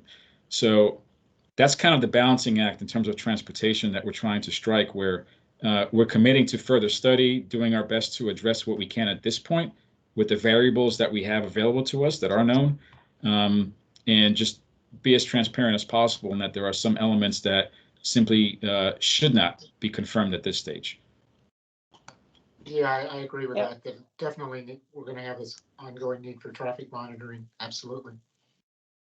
Yeah, no, and I think that satisfies me to some degree. Obviously not Mr. Jameson, which you got, our transportation guy. I'm a transportation guy. I also used to be in senior leadership in a lot of government positions, and do nothing usually wasn't a viable alternative. And that sounds like what we've taken with 23rd Street and Route 1, which has been identified as problematic in current conditions to all of the goals of the Crystal City Sector Plan and every planning document that you've laid out here, the principles of planning, from pedestrian access, from congestion, from everything. And DOT is not addressing in their study, you're not addressing in this study, but you think we're going to go ahead and deal with it later. And that just doesn't seem like a viable alternative. You make assumptions and you plan for a situation that's currently already screwed up. I don't understand. No, and I understand the frustration. It's not something I think we take lightly. And I think it really begs a broader statement from the county beyond just our planning effort, given where it is in relationship to our specific study area, and that further attention needs to be paid specifically with just what might happen along 23rd Street, particularly in that intersection and block immediately to the west, or the 2 blocks with the business community there. Because what you have is kind of a convergence of several different themes that are happening. You have VDOT study that has just concluded or is about to conclude their first phase, still with a lot of questions on the table. And in the same breath as we are not officially concluding that Route 1 is coming to grade, because VDOT has not reached that conclusion. We're not sure if they will ultimately. They, in their current analysis, have not modeled the density that we're calling for in the plan, because our plan has not been adopted. So both entities, I think, agencies really need to return and keep monitoring as more data becomes available and significant plans become adopted by either entity, whether it's VDOT or the county board. But in addition to that study, you also have the Crystal City building heights analysis that's currently ongoing that is contemplating how do we consider some sites, not all, but some sites, to have access to greater heights than we previously allocated, but force the sculpting of the buildings as they go up so that their density doesn't really change from what we always expected in the sector plan. So you have some of that still ongoing, in addition to potential interest from key sites. You already have that outstanding issue of the Crystal Houses 5 site, which has been on pause, but I'm sorry. I think you're muted. You're muted, Robert. That site is steps away, literally a block away from 23rd Street and Route 1. It wasn't included in the traffic analysis for the development of that site initially, which is another, I guess it's another, we can't make any assumptions on it. I don't understand that decision either. Well, the difficulty there is you have this possibility of a mixture of uses and densities that could happen, given what the priorities may be and what the interest in that site could be, but whose timing is very unpredictable. But you can make that same argument for River House development. Oh, we can't do anything with River House development yet because I don't know what's happening in Route 1. I don't know what's happening in Amazon, but you're going ahead with River House development, but you're deciding to ignore a current problem in 23rd Street and Route 1 that's going to be worse. And DOT's pointing to you and you're pointing to DOT, and it continues to be a problem. I don't get it. Well, I think there's design implications in terms of how you even cross Route 1 at that intersection, which is one issue. Then there's the larger traffic issue, which involves multiple other side streets and connection points, which our analysis speaks to a degree, as does VDOT's. But I think what both reports, whether it's the RK&K, our other consultant that has produced the work, and the VDOT analysis, we need to keep highlighting is the need to not lose focus and keep returning to this issue as more data becomes available. One of the challenges, as an example, is all the work that we're doing. The only data that we really have that's reliable to a degree is input that we collected in, I think, late 2019, which is the last moment where school was in session, people were going to work on a regular basis, and that represents some valid data. We haven't been able to, nor does it make sense, to return and start collecting traffic data anywhere else, because we're not sure if that's going to continue to change, and that continues to put a pause button on the further analysis in terms of what can we really expect, which is frustrating everybody. If I can at least reiterate that, we would love to have a solution on that. The other thing I saw in your note was with respect to medical facilities. That could be another point. We can continue referencing our narrative in terms of opportunistically looking at ground story uses. At an initial level, those are permitted, so the plan does not prohibit them, but we can try to go a step further in that that is one of the priorities expressed by the community that we would love to keep exploring as site plans come in. So that's certainly, I think, not a huge lift in terms of how the plan could evolve and kind of capture that in addition to other uses we may want to see. Yeah, no, that would be great because yeah, I do think obviously you have a lot of people, they don't have cars. Probably they would like to not have to take an Uber to, see their doctor. I don't even know how far away, or yeah, Right. whatever. Yeah, or metro or any of the above. Well, 222 and 22202 in general, I think, has a deficiency in that. And there are other corridors where either through just, market forces or other reasons, access or the speed at which you could reach a urgent care or even a hospital, I think, Yeah. have been impacted slightly. So it's certainly something we need to consider because in many cases, it does take redevelopment to achieve those opportunities. Yeah, no, for sure. Can we put them in the old TSA building? Well, I mean, they're showing 4 different buildings. Their use mix is not quite fixed yet. It could be half and half residential and office. It could be 2/3 residential and some office. And certainly plenty of retail and restaurant opportunities, but those don't have to be the only ones. Yeah. And I think the property owner has indicated they have been successful with many different models elsewhere in their broad portfolio, that a lot of things could be on the table. And to their credit, they have been listening very closely to what the preferences have been laid out throughout the process. That's great. Oh, and I didn't jump in and say it, but I was imagining walking up to Arlington Ridge with a giant Costco-sized thing of toilet paper, and it was really funny. Like a significant fail where you get like 2/3 of the way up and it all goes south. Yeah, and then it all rolls back down. It rolls downhill. There goes the ARCA president coming back from Costco. That's a great All Now article right there. Love the comments. Scanning some of the other things. I mean, the elephant in the room is view sheds, right? And I might as well use that opportunity to reference what came up a couple of times in your letter regarding the 2013 document.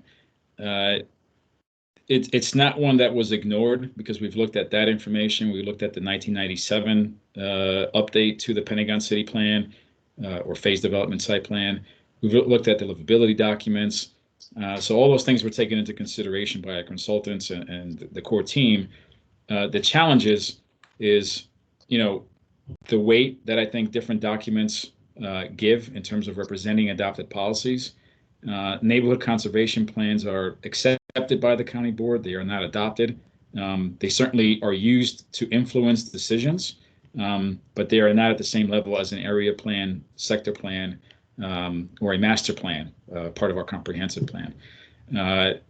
In addition to that, we have all this information that the livability advocates have put forth that represents a much more current thinking that is already aligned between the 3 civic associations. And when we consider Pentagon City, we unfortunately don't have the convenience, perhaps, of just listening to one stakeholder group, as convenient as it would be for me.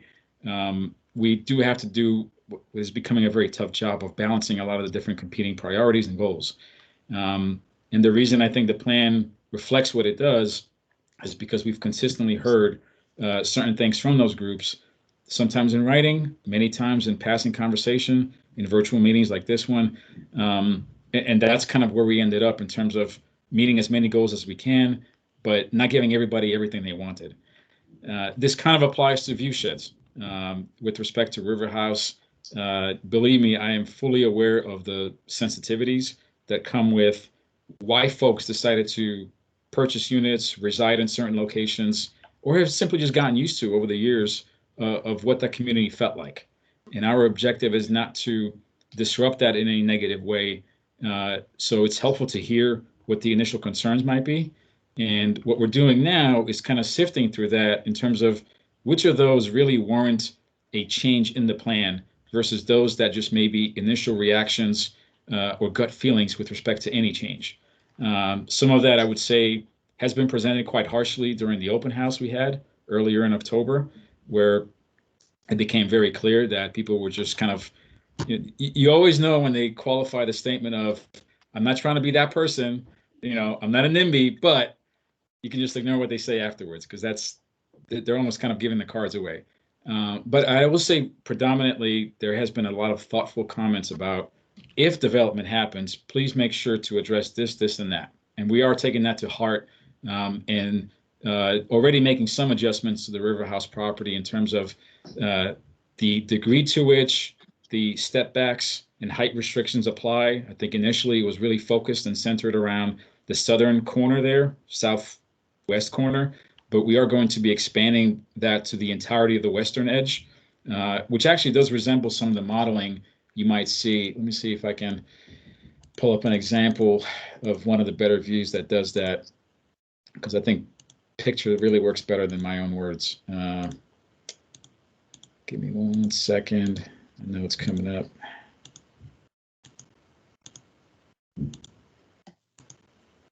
There we go. I will add, Matt, as you're pulling that up, I think that actually it was nice to hear feedback from the members, where, I mean, there were obviously individuals who wanted no development and density there at all and wanted nothing to change. But I think, a number of folks they understand that there's going to be development.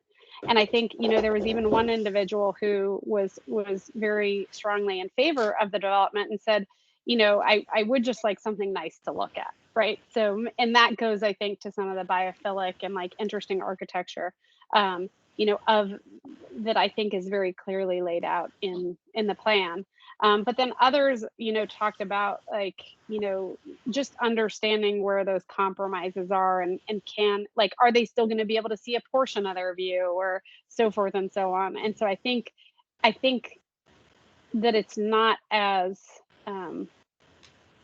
vehemently against some of this as it appears on face value. Well, yeah, I mean, with the exception of 1 or 2 people, I think everyone realizes there's going to be development there. The land's too valuable. It's just how much and what are the specifics. And it is reasonable. I mean, they did buy the property expecting under the rules that were at that time, and they didn't realize those rules could change. So yeah, and I understand. Some may not believe me, but I do understand the frustration that comes with that. I have to imagine part of me would probably feel the same way if I was in their situation and suddenly the rules are changing, and the circumstances under which you may have entered the neighborhood suddenly is changing because of the different forces that are at play here. Where even 5 years ago, we really didn't think that this could be happening in Pentagon City, but a lot has changed since that time. One thing I will say that is critical to remind folks of is, the plans that River House or JBG Smith actually has for the property, where the existing 3 buildings are to remain. That alone, with applying a buffer that the building code presents in terms of how close you can even reach those buildings with new structures, that alone creates certain zones of visibility that will be maintained, because new buildings just cannot encroach into that space. So that's a very healthy starting point. What you have then building on that, and you can see this may be updated, but it's a good representation where if there's any liner buildings, and that's a big if, we don't know if they plan to redevelop back there, but if they do, these areas and the ones that wrap the property on the south side are going to have height restrictions that are guided and intended to react to the view shed comments that we received. So much of the height that we are considering is pretty much across from Pentagon Row, or West Post as it's called, because it is furthest away from those communities. And I'll explain a reason why we are calling for height there as well. It is important to note, though, despite what you're seeing on the screen here with the modeling, this is just one way that sites could be developed per the regulations we have in the plan. It is not guaranteed that River House is actually going to utilize all that density. If you may have been in the breakout group we had in the October open house, there was a representative from JBG Smith who indicated on a lot of these locations, they're probably going to use stick-built construction and not really exceed 6 to 7 stories. That's not their model currently. And, they have probably a longer phased approach to how the site may redevelop. But if this is intended to be a 30-year plan in terms of when fill build out could happen, we do have to express that those needs may change over time and the pressures for housing may increase as well. Which is why I think you're seeing a slightly taller height restrictions placed in these parts along this 12th Street corridor, if it were to extend there across from Pentagon Row. Now, the other issue, which kind of gets lost in the conversation, is that if we don't achieve certain heights, meaning the buildings don't go up taller, they're going to come out. Yeah. And they're going to eat up a lot of the tree canopy that we otherwise want to preserve or create. Yeah. So that is a consequence and trade-off in limiting and kind of depressing the building height restrictions on River House, as vast as it is, because like water, it's just going to push out. They have a certain model that they want to achieve, a certain need for density that we then benefit from in terms of the community benefits I mentioned earlier. And if we can't achieve the height because the permission's not there, then the other consequences, we're not getting as much of the other goals like tree canopy throughout that property. So I just wanted to highlight those moving pieces. I can't remember your exact wording that you guys had in, it's like, or the minimum, or I can't remember the whole maximum minimum densities thing. Maybe even just adding some sort of statement in there where you talk about the minimum and maximum densities, as mentioning that, like, based on this, the focusing on these areas, the south, the in the west or whatever, that the not like not an attempt will be made, but like a consideration will be made for of existing building visibility or something. I don't know. You know what I mean? Where because you basically said that just now. Mm-hmm. So putting that into the document, I think would be useful, right? So that people understood that is being considered, and or that like the taller buildings are going to be kind of suggested in such and such area or whatever. Yeah, and there's probably multiple opportunities where we can do that. If you look at the entirety of the study area, there's opportunities for additional notes. But we also try to do, because it's so much to digest, it's a very dense document, is site by site, the document kind of zooms in on the different properties, sometimes even their own phasing. And this section here that accompanies the graphics, I think, could present that opportunity where we can elaborate what's permitted, what are we trying to preserve, some things that the SPRC process that will review the proposal should focus on as it is interpreted and responded to by the applicant, because we don't have the benefit of seeing the proposal. We're going to have to wait to see how they react to the plan. Yeah, no, I think that would go a long way to, I guess, assuaging concerns. I don't know if Fred or Robert, if you would agree to that. I mean, we could put it in. I mean, I don't think that's going to change anyone's mind. I mean, well, I think it might make them feel as though their concerns have been at least validated, right? Which I think will be useful, because right now they think that no one cares at all, right? So at least having that in there, and then having that kind of some suggestion that then could be brought up in SRPCs and what have you, like, hey, this was kind of something that was considered, blah, blah, blah. I don't know. It's a little kicking the can down the road, but it's also kind of similar to the rest of the plan, presenting some sort of an ethos, that could be complied with, I guess. I think it's a mixture of kind of how tonight's meeting went, where we need to continually repeat the purpose River House has always meant to play in this study, that it was always expected to be included in our process from the very beginning, based on direction we received from the Planning Commission and County Board, recognition of what we heard during the study, and even most recently, the current comments that are coming in about its impact on the adjacent neighborhoods, and the evolution that continues to be made in terms of how we regulate that property, and setting markers for future processes that will review the proposals to kind of carry that message forward, so that if we're not around or I'm out of the picture because of a certain timing of a project, if you aged out. Yeah, I mean, you can see all this here. You know, somebody else can kind of, take that message and apply it in the review process so that it doesn't just get lost with this particular process. So, what I'm trying to make sure that we accomplish, at least through this discussion on November 18th, is we are mindful and considering and hearing people on this issue, because it's not one that we are trying to or really could ignore. But as we have that conversation, I want to make sure everything is on the table in terms of why, what are the trade-offs, what are the options, and the consequences of further changes, so that we are making the most informed decision by the county board when this plan ultimately gets adopted. Yeah, no, I think that makes sense.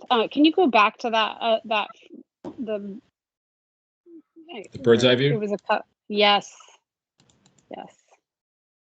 Was it the bird's eye, or is it like I don't know what we're calling a bird's eye. I don't think it's a plane. Is the bird looking straight down? Is the bird looking at an angle? Who knows? Yes, that one. Definitely a drone. Yes, definitely that's a the drone. right analogy in this case. Okay, so and then can you highlight, so the green corridor is obviously going there right through. Okay, and so that's Fred's path, that he walks through the parking lot, but now would be a formal path, right, Fred? Or is that, more or less, right? Well, yeah, more, it's kind of hard to visualize. Yeah, right now they're just the three buildings. You can, yeah, it's easy to, know, like I say, no one's ever stopped me from, And then back to kind I'm sorry, you broke away for a second. what is that, Lynn? Is that what it's called?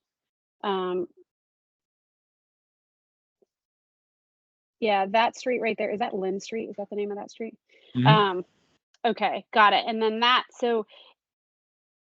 right. And then this is one of the questions I had before. So is that, what is that grade? Yeah. It's pretty I was steep. concerned, Just is this that gonna, connection alone is are we pretty talking steep. steps? Are we talking about steps there? Are we talking about there are already steps there, or they may be in a different location, but well, so is that going to be, so this is one of my, again, back to the kind of accessible pieces. I am interested in, and especially, okay, so talking about, right, we talked about like disabled, elderly, but even just people walking, want to take their kids down in a stroller. It would be nice if they didn't have to, try to carry the stroller down. Like, right, could there be like room for a winding kind of San Francisco Lombardo, what is that called? Like a winding path. Lombardo, that's pretty winding, yeah. So it is pretty steep. Some cutbacks to get down in a way that wasn't. The answer, stairs? which again we could probably apply to a lot of these categories, is yes, but at a cost. So if you walk there right now, and I had a chance to talk with some of the residents of this building, and they even sent me some pictures of the views they have now from the balconies. That's not only a steep topography, but it is completely surrounded by a great natural buffer with these mature trees that keep wrapping the western edge.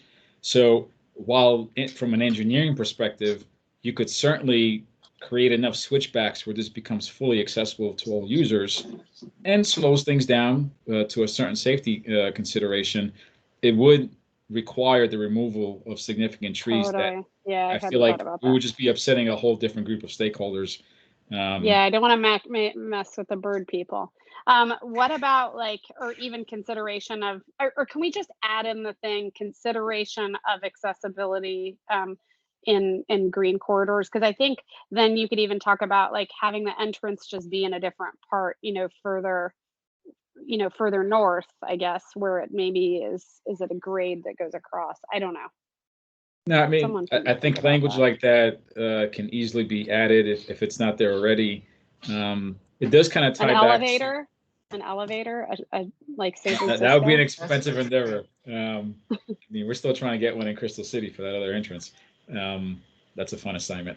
But I meant one of those ones that travels up the outside. Again, San Francisco. Oh, I know what you're talking about. Okay. A funicular. Got it. And then we'd have to hire someone who'd be in it, manning it. and that would be me. Yeah, I'm actually What could go planning wrong? out my future job, future career path. Right. my The, future the career. guardian We of need to- Arca. Yes. Well, but since you brought it up, I think there were some comments about the green ribbon, and what we're hearing is, again, this is the competing comments that are coming in, is you have some folks who believe it is not prescriptive enough, there's too much flexibility, and others want to make sure that we're identifying different options that could exist where different segments, whether they're in more urban blocks, more suburban, if you can call it that, have a different character to it. And the compromise that we're reaching is that if you look in the back of the plan, and I believe this should be here, in the appendix, what we have is a lot of guidelines that speak to the various zones that comprise what we want to see with the green ribbon, in trying our best to provide an expectation for what the minimum width may be, and then letting the applicants from themselves decide from this menu of design choices how they want to respond to this for their particular segment. So that includes the pedestrian zone, the planting zone, and adjacent uses, some of which may be residential, some may be commercial, and that will vary. But because these will be privately owned with a public access easement, in most cases, that has to be a decision that the property owner will need to undertake, that we will then review further at the time of the site plan approval or review process. Got it. So they're obviously, though, within that, I guess, menu of choices, though, there would be a maintenance of continuity, right? Like, okay, well, we know you want to do this, but that's like vastly different from this neighboring property. And so, maybe in the site process, you would say we would go to this instead or something like that.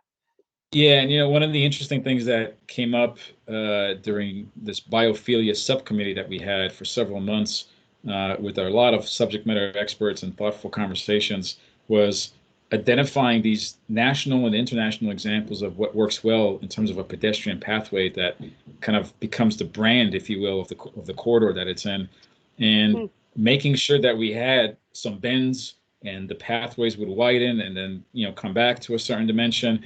All those things were considered very interesting and necessary to really enliven that space, make it usable, and make it interesting for all the different users. So we believe that this menu and flexibility in the ranges of widths and treatments that may happen, I think, get us to that point and strike the right balance between certainty and flexibility. So, but back to that accessibility piece, they would still, I didn't look through the smorgasbord and the menu, very closely, but they are all still, accessible.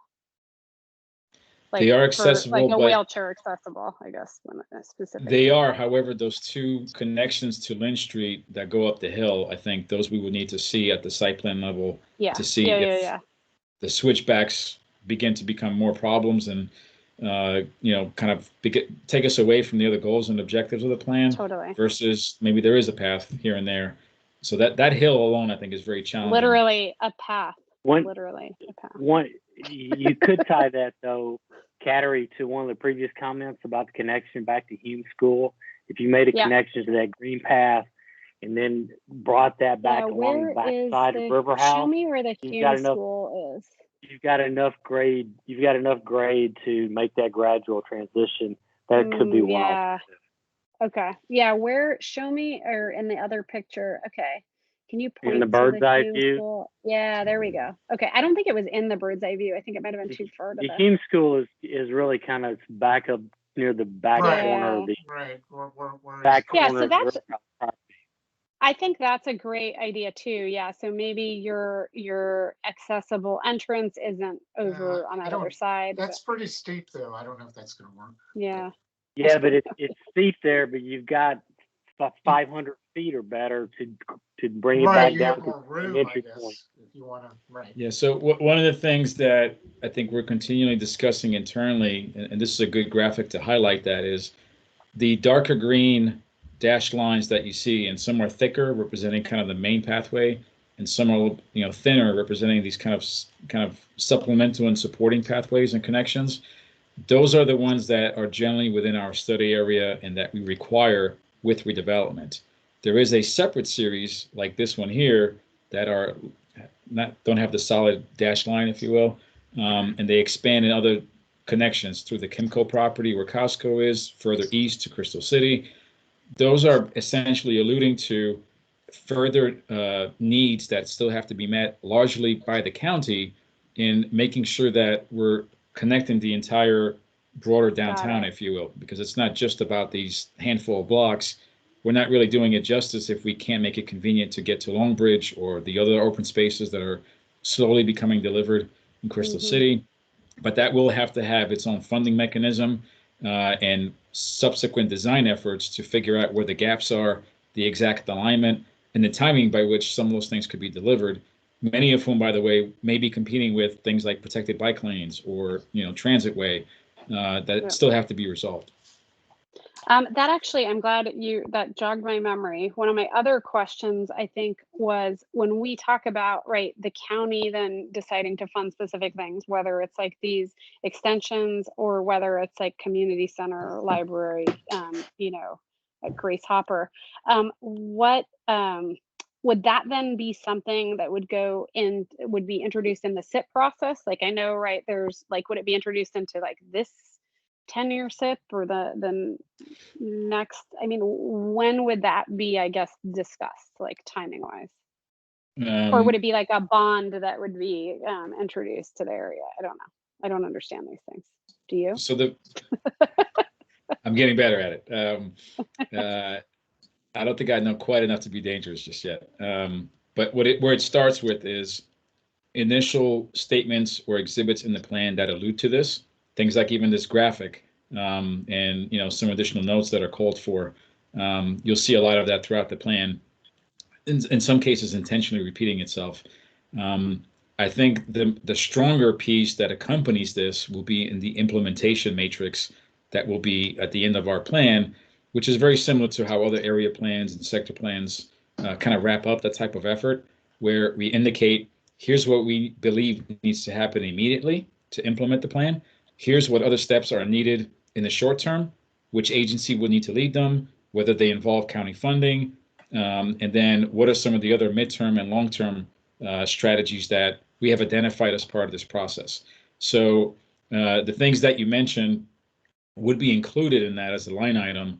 The challenge over the coming weeks, as we finish reviewing that, is to what degree can we express the timing expectations in terms of what this plan is trying to call for.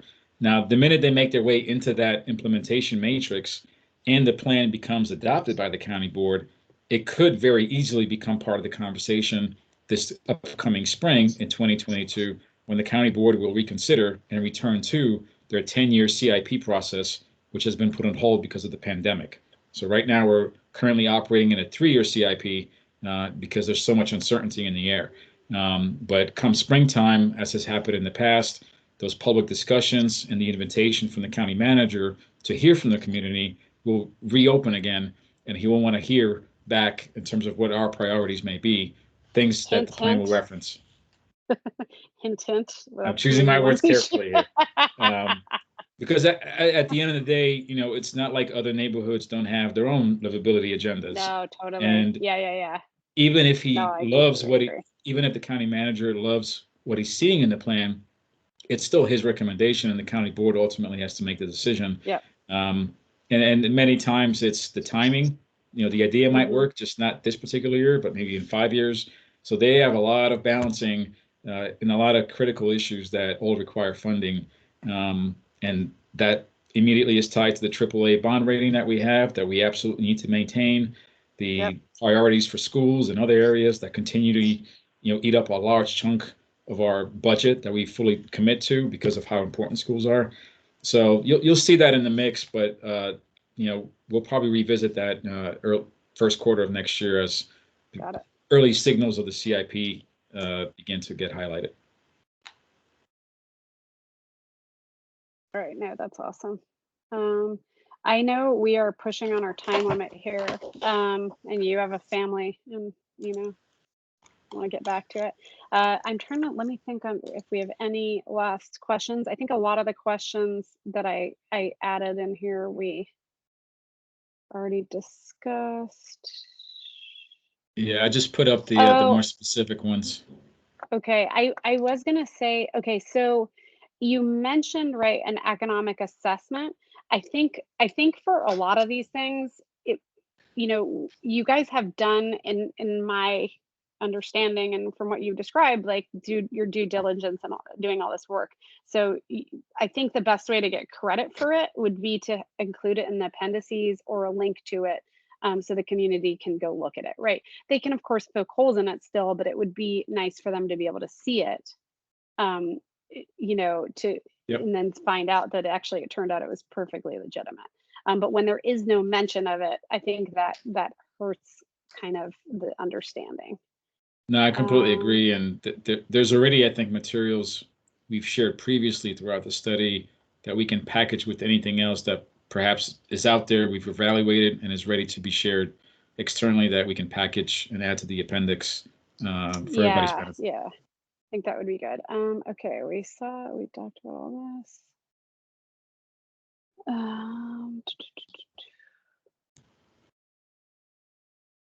Wow, see, we covered almost everything.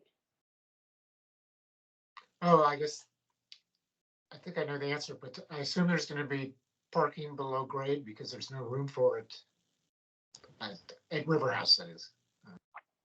Yes, if similar to how we've treated other urban corridors, the only way above grade parking would even be permitted is if it's completely aligned with the uses we want to see or that we have contemplated. So it will become a debate on any particular site whether it is the best use of that space, given all the other restrictions that apply. If folks want to dig several levels of parking underneath and then immediately start with the ground floor, or to have the first maybe 2 or 3 stories somewhat limited in terms of their opportunities, because that's where parking is. In some areas, depending on where you are in the county, I think we've proactively, I think, prohibited such approaches. So there is a lot of sensitivities, not just on that design choice alone of whether it's underground parking, but how much parking is really needed. Right, because it's one of those things, the more you build, the more they come, and we're just inviting issues later.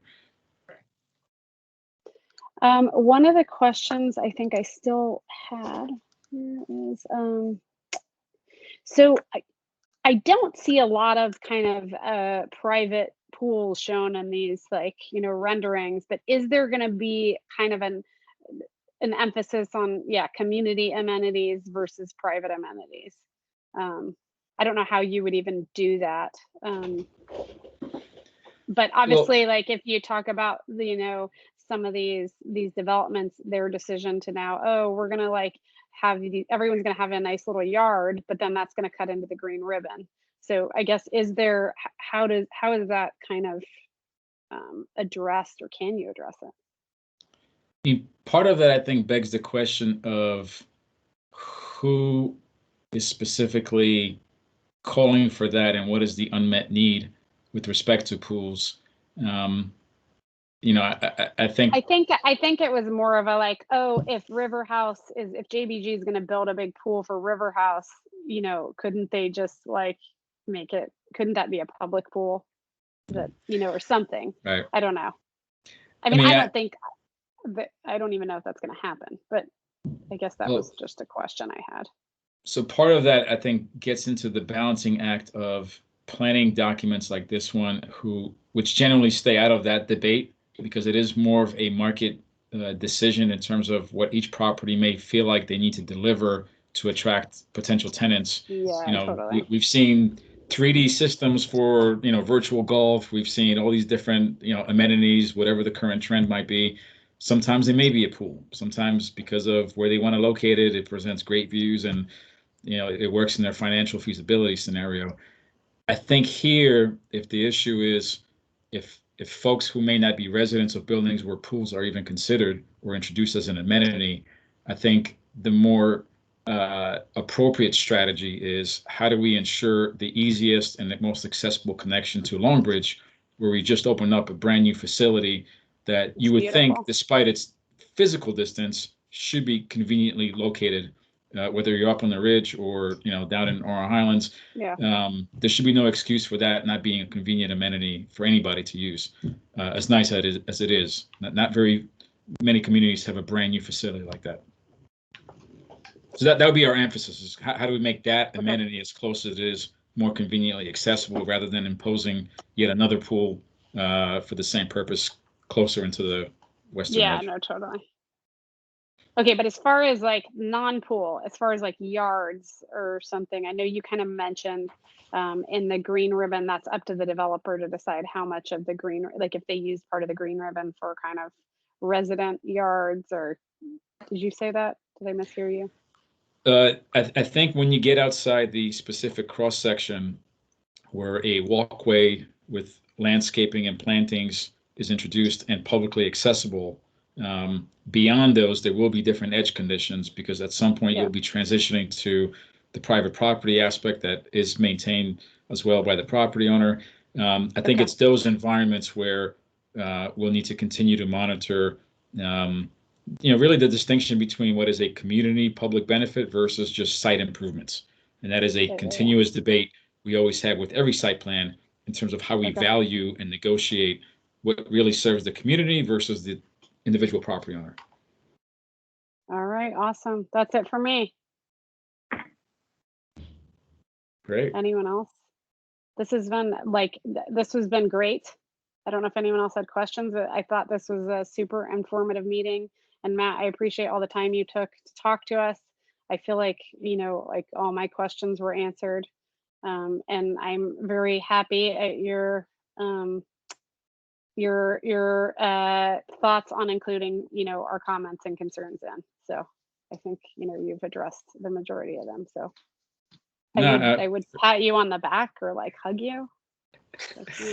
I mean, it really, I think you guys are making our life a little bit easier in that you're being that direct and comprehensive in your comments. I rather much know where the deficiencies are or where the conflicts exist, because that's the only way for us to navigate, acknowledge them, and really share them with county leadership.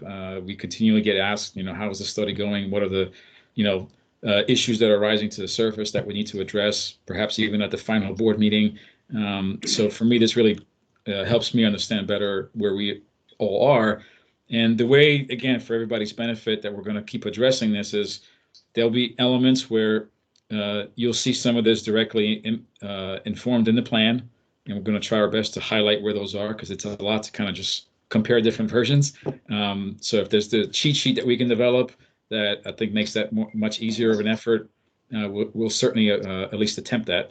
But despite of what happens to the changes, we are continually updating the comment summary matrix that attempts to group a lot of these into themes, because there is some redundancy and overlap, and it is coming from different points of view.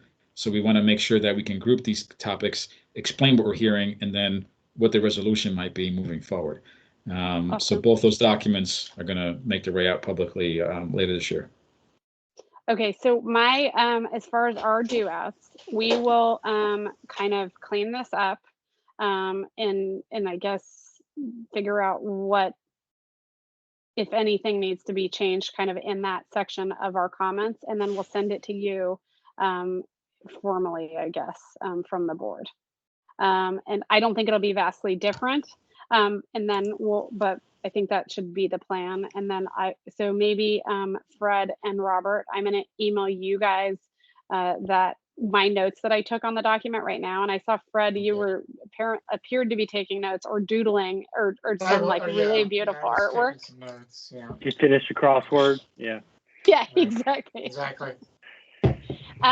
So what I'll do is I'll send them to you, what I have, and then if you want to add in what you wrote down, and then maybe pass it back to both of us, then we can make sure. Is it all right if we, when can we get this to you? End of the week? Is that too late, Matt?